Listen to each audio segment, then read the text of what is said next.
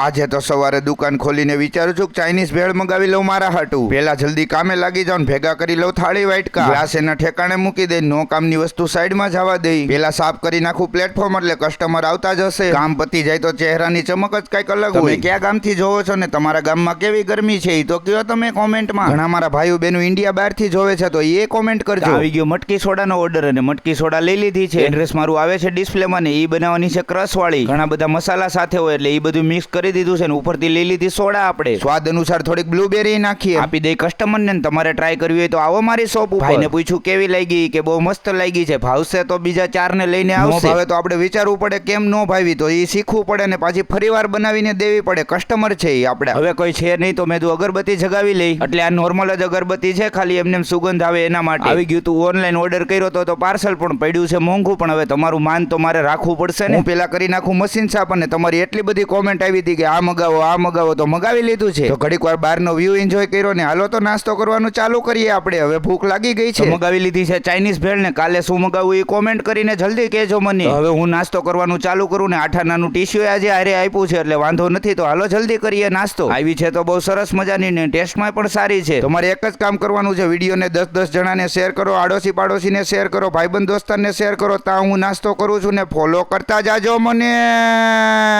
Bye bye.